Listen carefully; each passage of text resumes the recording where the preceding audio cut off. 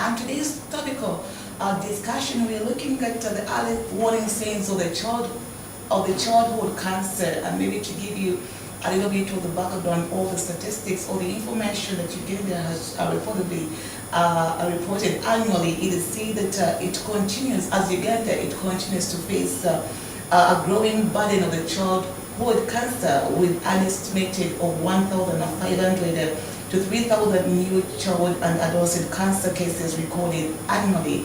And however, only about 30 to 36% of these young patients are able to access care at Uganda Cancer Institute, leaving many without timely diagnosis and treatment. Even more concerning, survival rates remain between 20 and 30%, far below the global averages. So, as we're going to focus on these early warning signs, the barriers to the care, and what patients need to know to save their lives, and joining us to shed more light on this critical issue is Dr. Florence Nabali. She is a pediatrician at Mengo Hospital, who is part with us this beautiful morning to take us into this beautiful talk. Good morning, Dr. Florence, and thank you for joining us on this topical discussion. Good morning, Rita. Good morning, our viewers. I'm glad to be hosted here. Thank you. Thank you for coming. Yes, maybe to get into our conversations and Mengo Hospital, we're looking at the part of the early warning signs of the childhood cancer. First of all, tell us, what is this cancer that we are talking about when it comes to the childhood cancer? How do you describe us to the viewers in the layman's understanding? Well, cancer is refers to abnormally multiplying cells. Yes, all of us have cells in our bodies. Their multiplication is regulated, but for cancerous cells there is an error that happens during that multiplication process that leads to these cells being able to multiply without control or regulation, and therefore we end up with the term cancer. Yes. How does it come about? For unlike the adulthood cancers, childhood cancers, up to 95% of them have no identifiable cause. Okay. And therefore, the few, that is about 5% of them, are associated with different risk factors that we can point to and say, these are the possible risk factors that could be associated with some of these cancers, but majority of them basically don't have. And some of the risk factors that have been associated include infections, okay, such as HIV. HIV has been associated with a particular cancer called Kaposi sarcoma, basically of the skin. It can as well affect internal organs, and then there are other infections like malaria and a virus called EBV that is associated with a certain cancer called Burkitt's lymphoma. And there are other risk factors, for example, genetics, where particular conditions, for example, children who are born with Down syndrome have at a relatively greater risk of acquiring certain cancers compared to their counterparts who are born normal. And there are also other genetic conditions to mention, but a few, but they are like neurofibromatosis. Then there are also a few cancers in childhood that are considered hereditary, passed down through generations. And some of them include the eye cancers, especially those that come very early. But generally, majority of the cancers in children actually do not have a tangible cause that we can point towards. Why is it that it has not been found? It hasn't been found. Yes. How, comparing it to the adults, what about for the adults, are able to find out maybe this is the same or this and this? Yes, actually, many cancers in adults, we can actually point towards certain things and say this is definitely what is causing this cancer. They also include infections, but also other risk factors like smoking, alcohol. Yes. We can point towards certain things and say this could have been the cause for this particular cancer. In children, it's unlikely. Now, if it is that, now what are the other signs of childhood maybe cancer parents should watch out for? Now, maybe you can tell us the age of this child. At what age or the child should can a parent be able to identify that this is cancer? Because now, if in children the signs are really so hard to find out, then what does that really show to the viewers who are watching us and to the parents? Are now their kids safe? Because if this continues to grow as a child is growing with cancer, and the parents and the mother or father hasn't yet know that my child is having cancer, so what is the main cause of this, and what does this lead into? So you're asking for the possible signs? Yes, for within the children. So in what should be noted is that there is no single symptom or sign that we can point towards and say, when you see this, it is absolutely cancer. Okay. Because most cancers in children will present like other common childhood illnesses. I think that's what we want to now give us a picture. So there are just key things that you may look at that may go beyond mere childhood illnesses.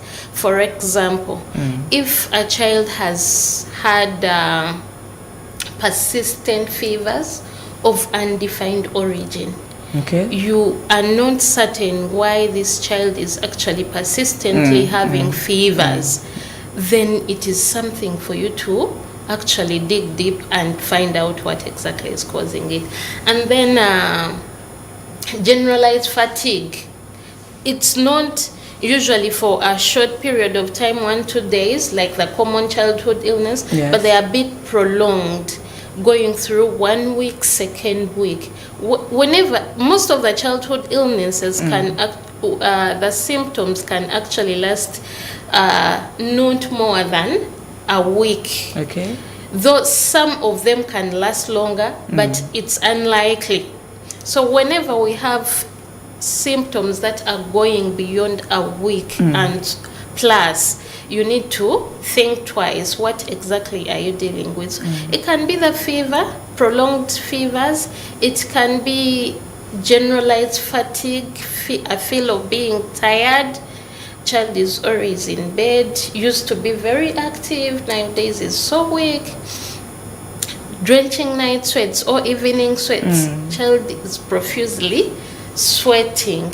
Low appetite. Poor appetite for food. This child was initially well, but nowadays is actually non-feeding. And headaches, especially for brain tumors. A child may present with a headache, and sometimes this headache is associated with vomiting, and the child may report some improvement of the headache when they vomit, or even dizziness. In some brain tumors, the symptoms may be as easily dismissible as change in behavior.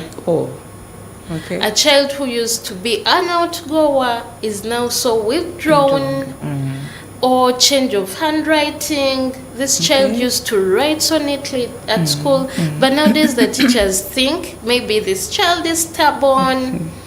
The parents also think this is a naughty child. Child is becoming stubborn, naughty, until maybe later when the tumor is growing and now starting to compress on the nerves, and you end up with neurological signs, and then you actually take this child for evaluation. And yet, if we had noticed earlier and took this child, maybe we could have actually identified what exactly the problem was. Then there are other symptoms like swellings on the body. It could be anywhere on the body, but commonly you have swellings in lymph nodes. All of us have lymph nodes. In Uganda, they are called the Nsanjabavu. Okay. They could swell, and many childhood illnesses can actually present with enlarged lymph nodes, but they are a bit different in character compared to the cancerous lymph node enlargement in the neck, in the armpits, or between the thighs. And for the cancerous cells, they will be hard and even their texture matted and not easily moved. So a doctor or any healthcare personnel who will see lymph node enlargement will know how to actually examine for them and suspect that this is beyond normal enlargement of lymph nodes due to infectious origins. And swellings can be anywhere. Sometimes it's an abdominal swelling. Okay. Some tumors of the kidney. Sometimes parents actually just report incidental finding whereby as they are bathing their child, they actually touch something swollen in the child's abdomen, and then they seek for healthcare advice. But there could be other swellings on the body, like a swelling on the lower limb for bone tumors. It could be fractures, but a child is just a normal fall where you wouldn't expect someone to break their bones. They end up with a fracture. So as we are doing the evaluation in hospital, we need to find out the circumstances under which this happened, and is it worth further investigations. Paleness. Being pale. Yes. Some parents actually can observe that when I look at this child, they are not the way they used to be. They are more pale, even compared to their siblings. And back pain is not a common finding that we find in children, rather in the older population. But when a child complains of back pain, it is not something to take lightly. So those are the few symptoms that we need to always look out for. And even bleeding in the nose, it could be from any part of the body. If a child is bleeding, it could be a simple epistaxis, nosebleed, common nosebleeds that happen in children, but are we sure it is not beyond that? That's why it's always important when a child or a parent notices any of these symptoms, we need to know. Be certain that we are not missing anything. Now, what has captured more of my attention comes to the point whereby you have said it's very rare to get signs from this childhood, the children, when it comes to the cancer part. Don't you think now the lives of these young children are at risk if these symptoms and signs aren't identified earlier? What are the disadvantages? Because when a child grows up and he or she is having this cancer in the body and the father doesn't know, the mother doesn't know, and it's just in there, what are the disadvantages at the end of this?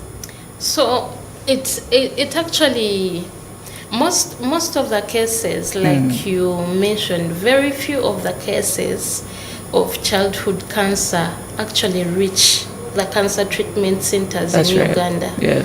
And this is one of the reasons, because caregivers do not know or take lightly the symptoms. Yeah. So it is grave. And actually, of those that reach the cancer treatment centers, 75% of them already have advanced disease. Okay. It's already late stage cancer. And late stage cancer is so hard to treat. Because of the associated comorbidities, there is already a whole sum of other things to deal, apart from the cancer itself. Yeah. Because cancer will affect the entire body. On top of the spread to other organs, it will affect the whole body. So there is a lot of other things to deal with on top of the cancer. It becomes a little bit hard to treat. So it's important that parents and caregivers take keen of even the simple presentations of children. Is my child okay? Yes. Is this normal? It doesn't hurt for you to go to hospital and you get that reassurance from a doctor that, you know what, this is absolutely okay. We don't have to worry, rather than being sorry. Now, looking at the part of the adulthood, and if you differentiate it for us from with the childhood cancer, the common types of cancer that we generally have, do they differ from the childhood, from the children, or this is kind of the same? Because I do believe children who don't smoke, they don't overdrink, it's kind of different. I think try to differentiate for us the common types of maybe of this cancer maybe we could be having from the children, then also the adults, something like that. Yes. So in Uganda, I think it's in Africa, our demographics and epidemiology doesn't differ that much even in Africa. We see most types of cancers in children include the blood cancers, leukemias, yes, and lymphomas, as well as solid tumors. And of those, the brain tumors are common. Yes. True. And then the other soft tissue and solid tumors come in there next. Whereas in adults, depending, but what is registered mostly is things like lung cancer, intestinal cancer, esophageal, and so those are a bit attributed to lifestyle of the patient and other factors.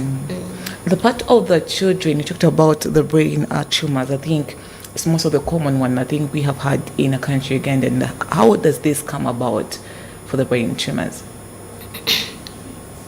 So, like I've said earlier, cancer starts from errors that occur during the cell division cycle.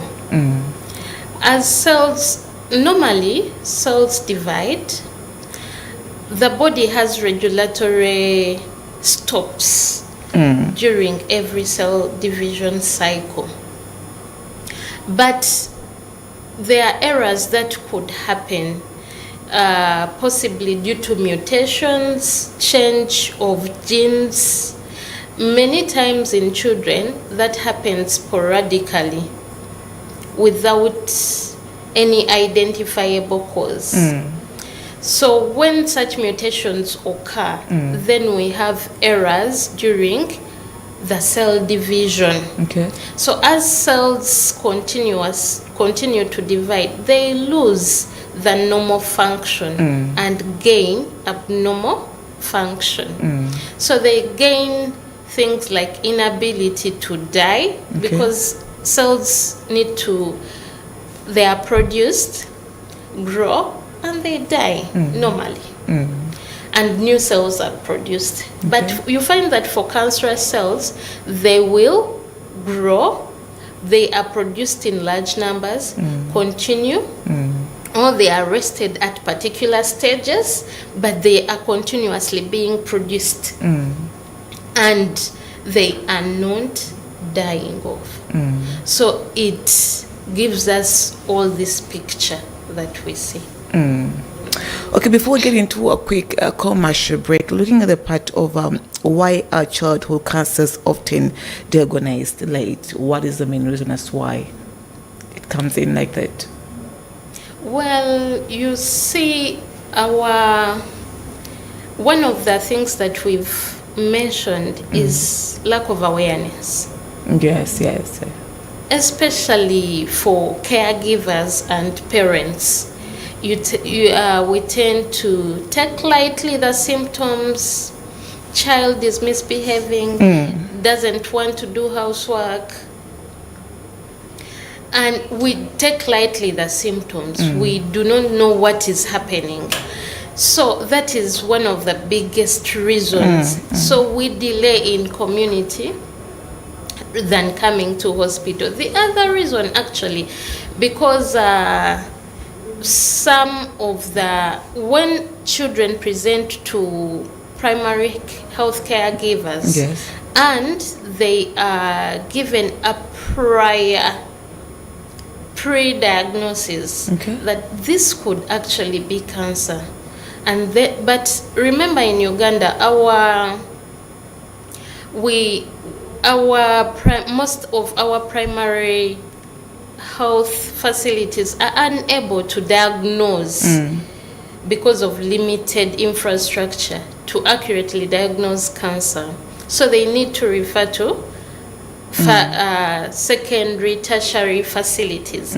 So when a parent is told that, there are a lot of factors that could determine them seeking the referral, actually going through with the referral.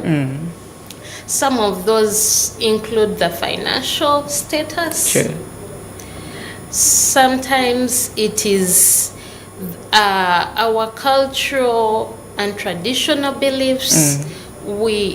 Parents want to first seek for other alternative ways of management. Yes. And actually, it's so absurd that you hear stories of some traditional healers actually admitting patients to stay longer in their homes when they are treating them. So all that is time wasted. And then also religion, because sometimes a parent will actually take their child to a pastor, to a religious person, so that they believe for a miracle. And some of those are the reasons why parents end up taking their children when it's late. I think the conversation will come back and hit more about it. Allow us to get into a quick commercial break. If lack of awareness is still a challenge to the public and the parents are not aware of the signs and symptoms of this cancer in their children, who are we to blame? Is it the government, or are we the people who must take this responsibility to ensure that our children are really saved at the early stage? Allow us to get into a quick commercial break. We'll be right back with Dr. Florence as we get deeper into this conversation.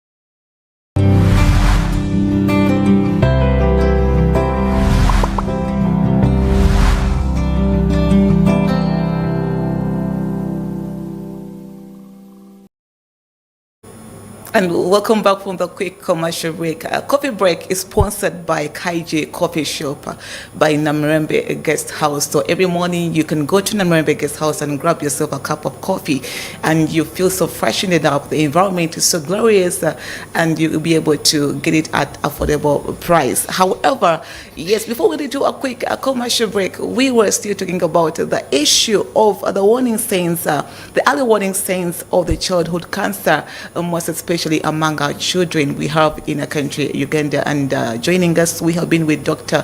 Florence Nabali, and she mentioned about a key point, which most of the Ugandans have been mostly looking into it. Doctor, looking at the part of whereby most of the parents have decided to take their children to the pastors and reverends, believing for a miracle. And most of them have said that maybe they have tried several treatments and the cancer has failed to be treated, and they have opted maybe to believe for a miracle, the part of the spiritual part, to the spiritual side, to see maybe if something can happen. And we have seen, we have heard some of the testimonies from some individuals who have really gotten healed of this cancer. I think what do you say about that? I think it's one of the most alarming things that has been confusing most of the public. And I do believe you're not against them, but we want to clarify this for the better understanding of the people who are listening unto us. One thing that we should know is that even in hospital, cancer treatment is multidisciplinary. Okay. No one single doctor will manage a child alone. Sure. So we bring in everyone to help support, because an individual is complex. Yes. Has their spirituality, has this cancer that has come in, has other things that are burdening them. So we want to manage the child wholesomely. So you will find that even at cancer treatment centers, we have these people, the pastors, the reverends, who come to actually speak with these people. What we discourage is taking a child or patient who is ill from the hospital to go and be admitted or anywhere for the purposes of healing. If a person has their particular religious leader they want in particular, they can invite them to come to hospital. We do not refuse that, actually. They can come and pray with us. We are also believers. Right. Yes, so Sure. we want to manage the person or the patient as a whole. Yes. Great. Now, Dr. Florence, the part of awareness, I think you mentioned about it. Now, whom are we to blame? Is it the public? Is it the hospitals, the people like you, the Ministry of Health, the parents themselves, whereby they have no knowledge about this? Thank God Mengo Hospital is sensitizing people right about now when it comes to the health matters. So tell us more highlights about it. Well, the awareness, all of us have a role to play. Right. Each and every one of us. It starts with the caregiver themselves. How are you prompt or keen about your child's well-being? Because please, you have to seek for health advice on what is happening to your child.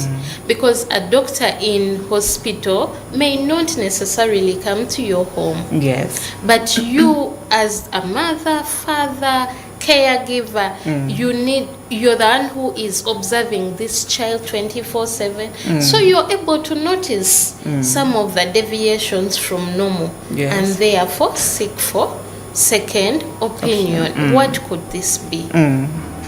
Then when it comes to us, the healthcare workers, together with the Ministry of Health, Yes. there is a lot of sensitization programs.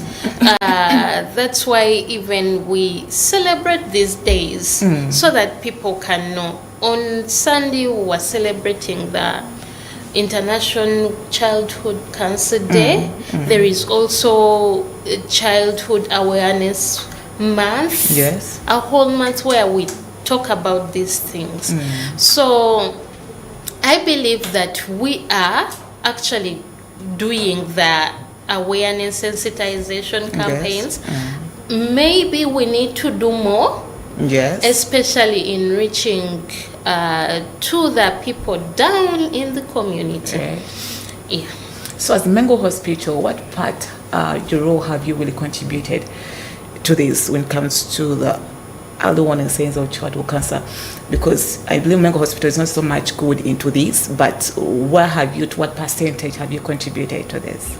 Well, as Mengo Hospital, we hold outreaches where we do awareness campaigns, including cancer awareness, and also we are able to diagnose some of the cancers. And after diagnosis, we do not treat. At the moment, we do not treat cancer, but rather we refer these patients to our closest facilities, that is Mulago or Uganda Cancer Institute. Yes. Now the part of the treatment now, let us now look at that area. How is the treatment, most especially to these cancers we have mentioned about for the children part of it, and then for the adults you can just elaborate more about it. So let's look at the treatment part. Yes. Well, like earlier I've said that cancer treatment is multidisciplinary and multimodality. We can use different modes of treatment, including what we call chemotherapy.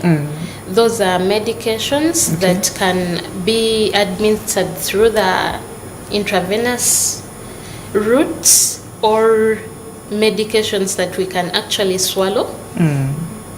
Then we have radiotherapy, where radiation is actually targetedly administered to cancerous cells.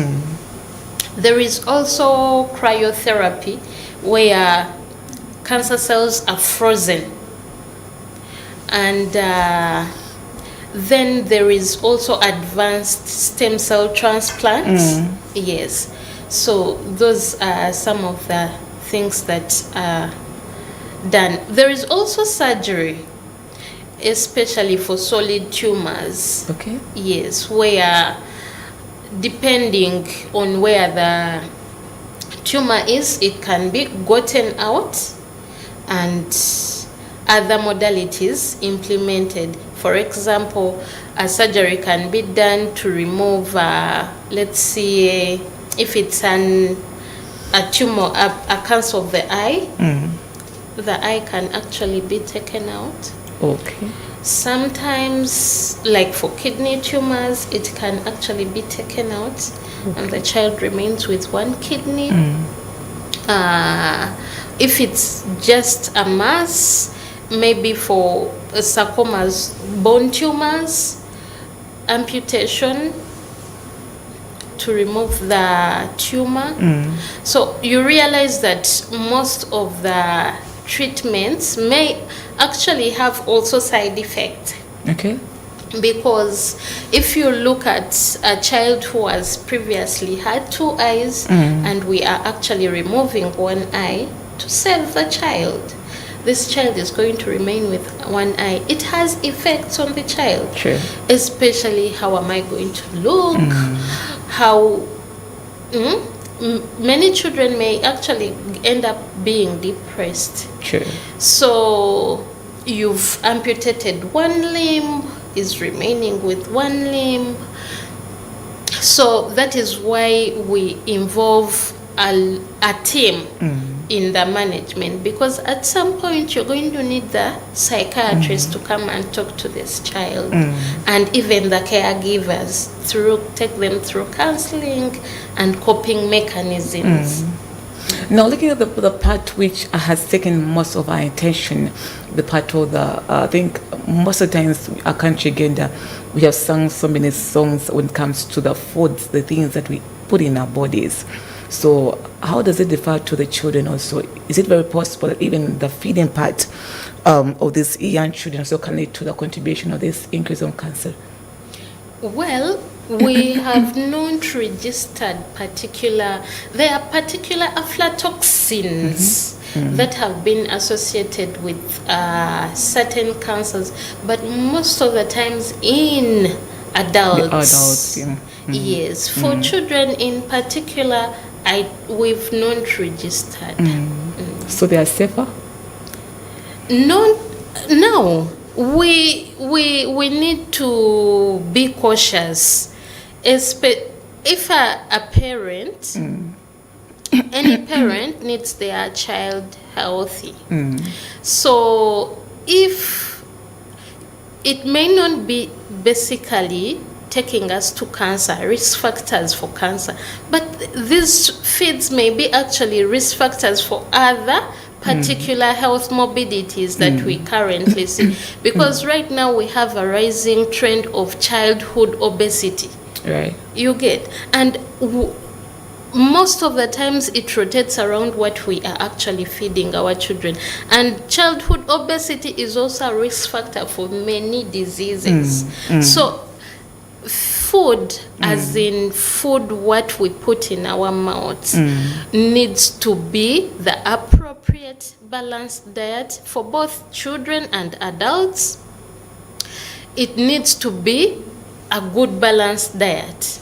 There is no compromise on that, because it may not necessarily lead you to having the cancer, but it may actually predispose you to having other health care problems.